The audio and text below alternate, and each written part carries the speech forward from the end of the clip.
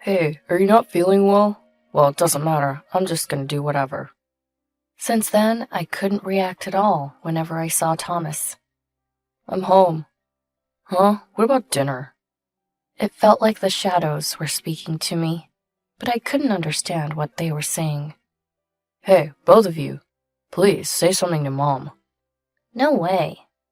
Look, we don't need you in this house. My name is Madison, a 40-year-old mother of two.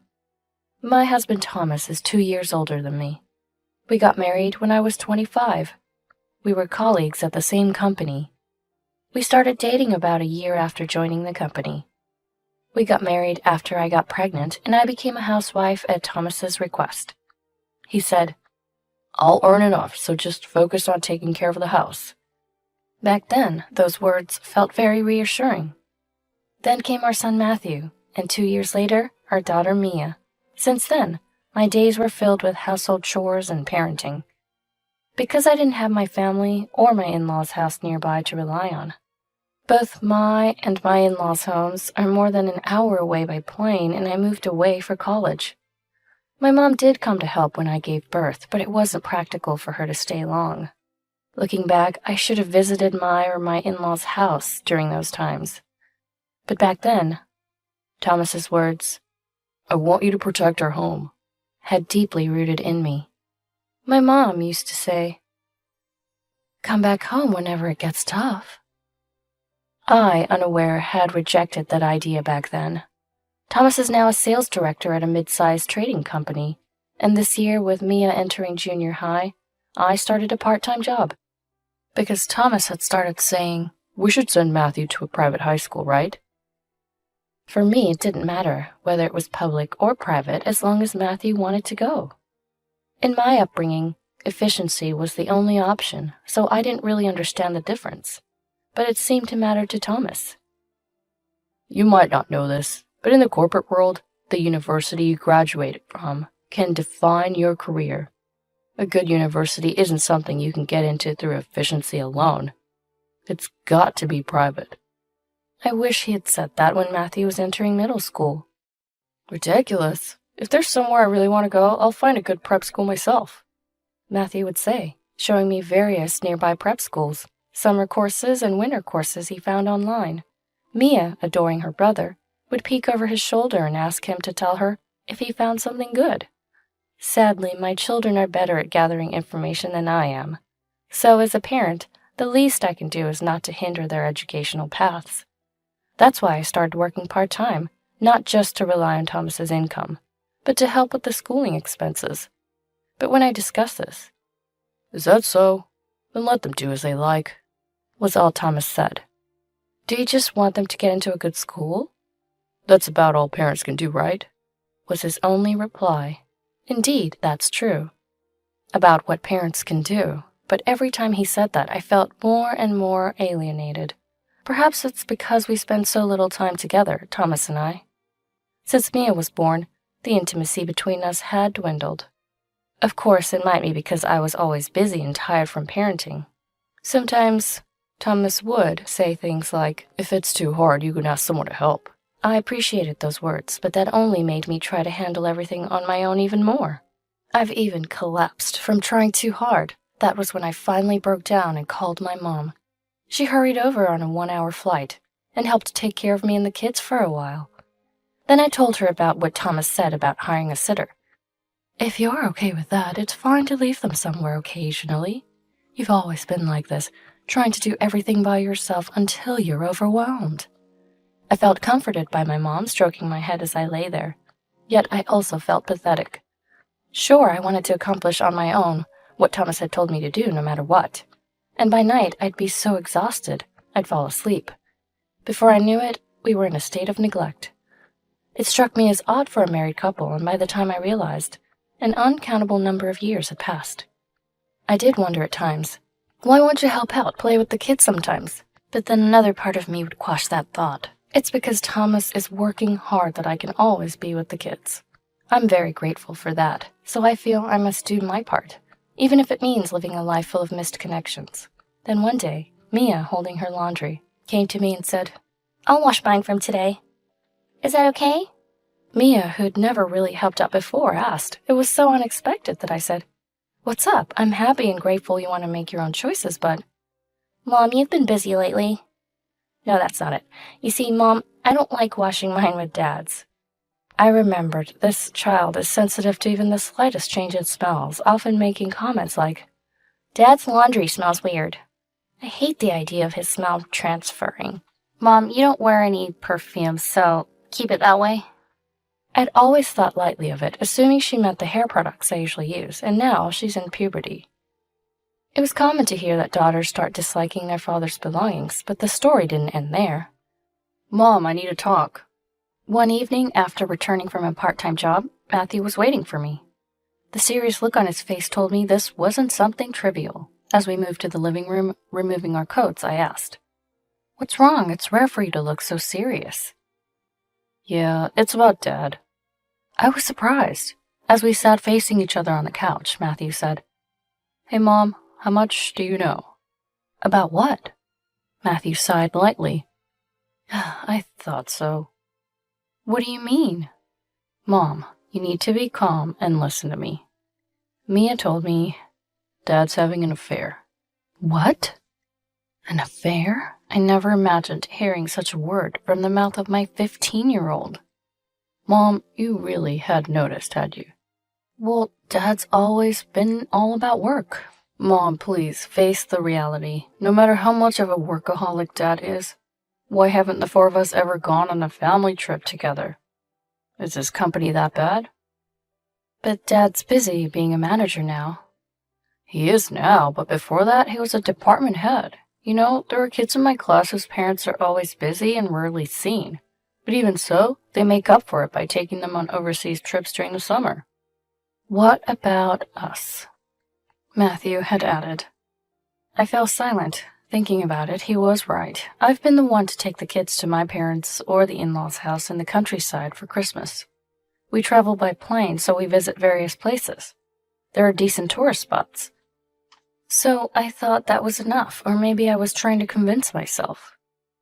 "Dad's been irresponsible, I've always thought." "That's not fair. He's supporting our livelihood."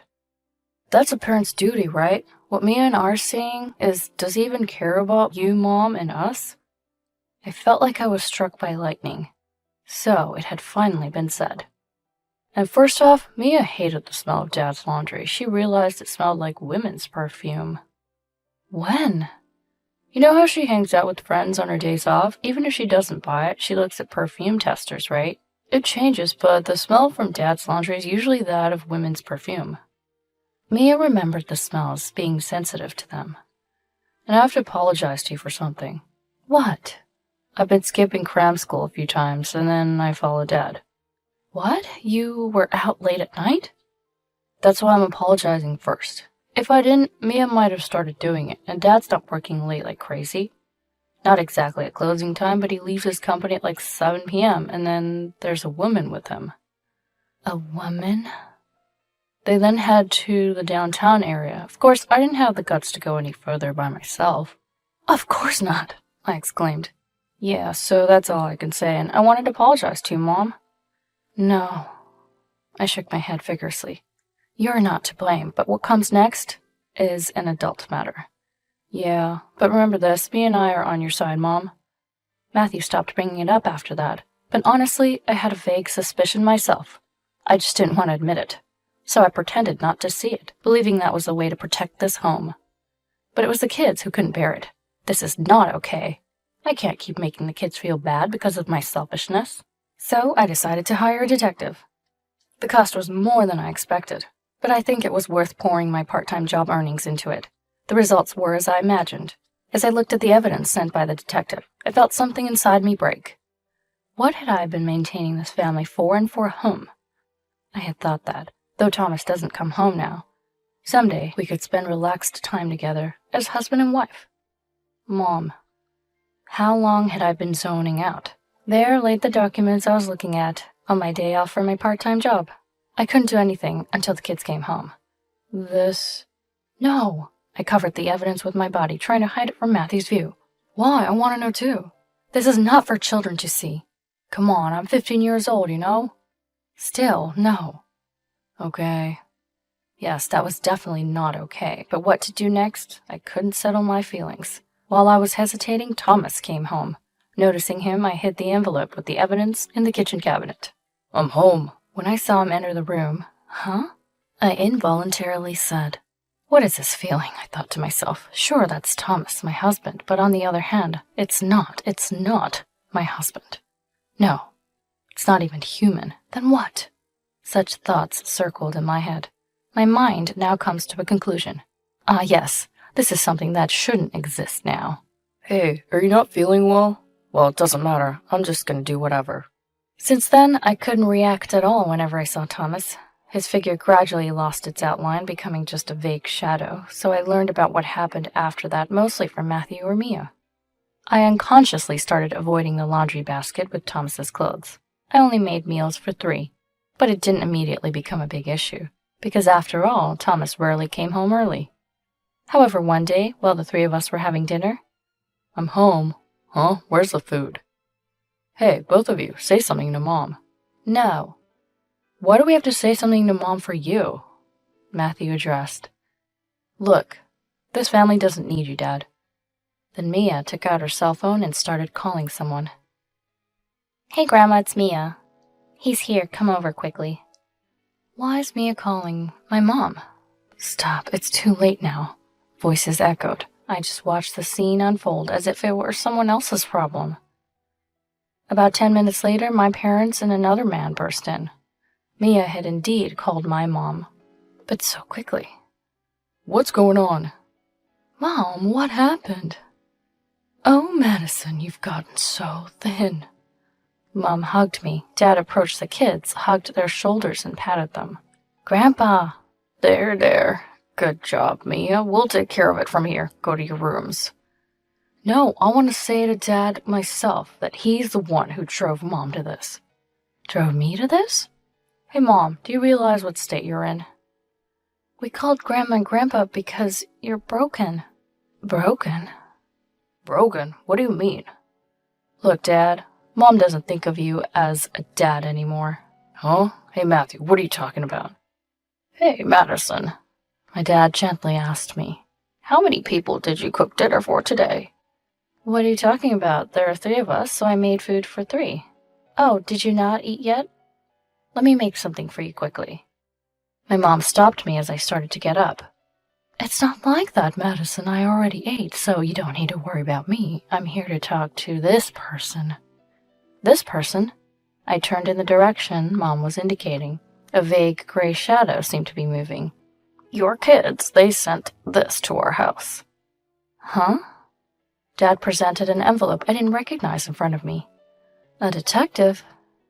Yeah, you've forgotten that too, huh?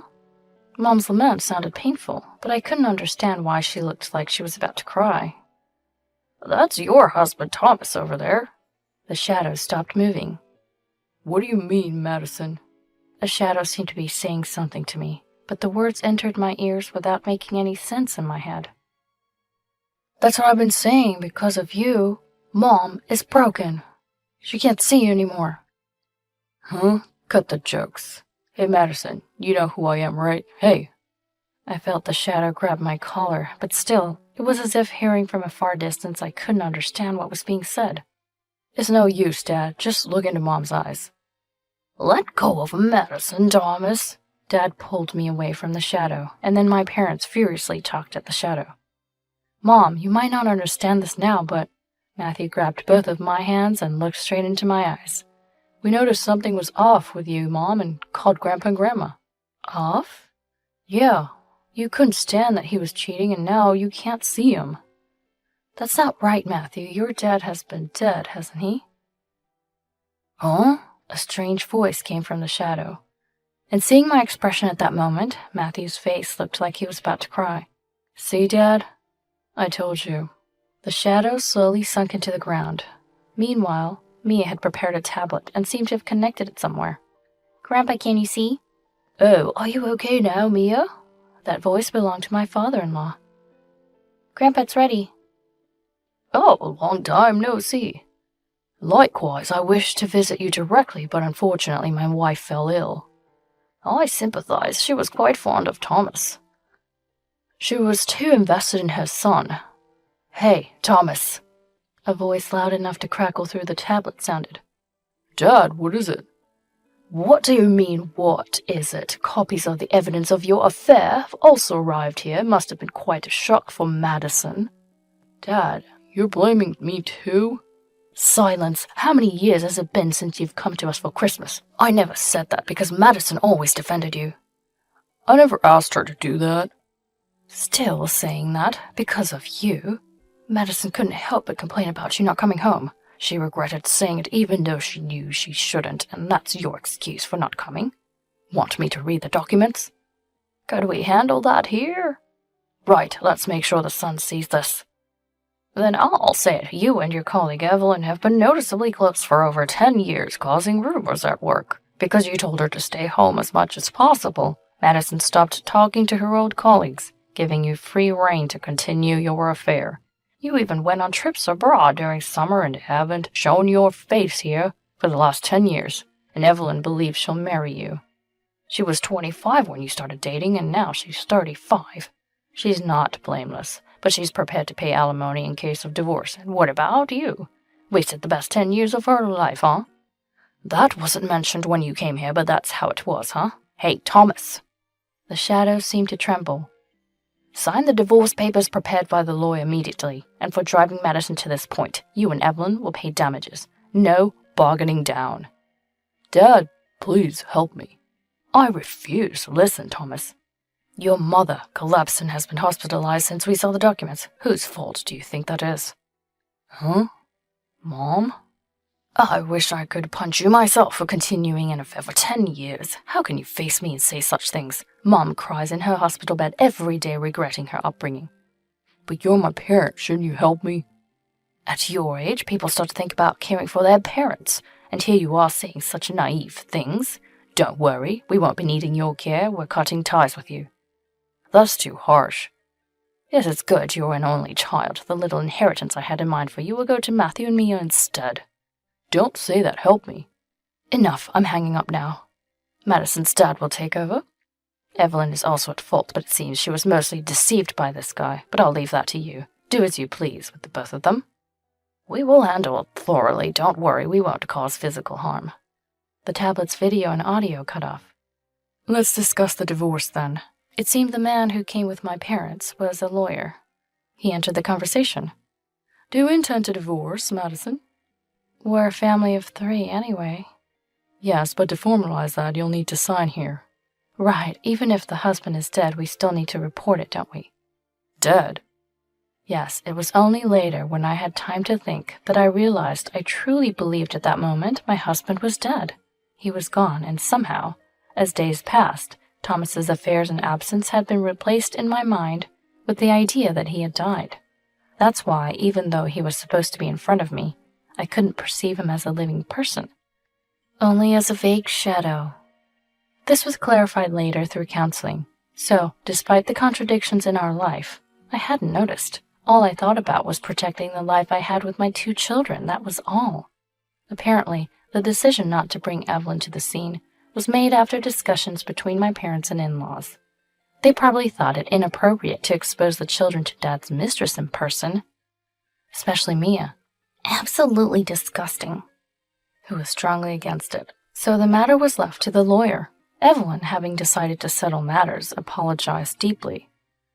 I didn't think it was right. Waiting for marriage for 10 years was too long. Still, I clung to a sliver of hope. Regarding my deteriorating condition, I was always told by him that his wife was cold, but to think... It seems Thomas had always portrayed me as a cold woman who excluded him from the family to her. I thought my sympathy turned to love for him, but now I see I was merely deceived. Her voice was trembling with anger. Mr. Lawyer, I will pay the compensation to Madison fully. Moreover, I want to sue him for marital fraud. Is that possible? Do you have evidence? I recorded his words just in case such a time would come. Breaking up with him after the divorce? This incident has completely opened my eyes. I'll break up with him. She was a veteran office worker known for her reliable skills. The evidence was well organized and prepared. Her love turned into undeniable hatred towards him. Thomas ended up making an enemy of the woman he thought was on his side. Afterward, both had to leave their jobs. Though the circumstances were slightly different, their relationship was somewhat known within the company, just not officially acknowledged. The revelation that Evelyn was suing Thomas was significant. Why would you do something like this? I always thought you were stuck waiting because your wife was cold to you, but no. You came with me on those summer vacations. You were the one crying about your wife telling you not to come. I was shocked to hear about her condition. Evelyn disclosed everything before resigning voluntarily. She paid the compensation in one lump sum, with a simple apology attached. I'm terribly sorry. Yes, just that one line. Thomas also ended up leaving his job, deemed unnecessary by the company due to the lawsuit. The compensation to me and child support for the kids were initially covered by in-laws, later to be deducted from his savings and assets. Considering his age and previous managerial position, it's uncertain what job he could find now. But that's no longer my concern.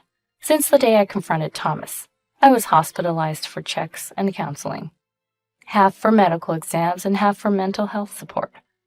It was decided I had no issues other than those related to Thomas. I moved in with my children to my parents' house. I'm sorry for making you change schools at this time. It's okay, Mom. Everybody was going to different high schools anyway, so we would have parted with everyone regardless. I'm a bit sad to be away from my friends, but it's much better than living with him. My children's understanding is something I treasure. I continue counseling, benefiting from the absence of the source of stress.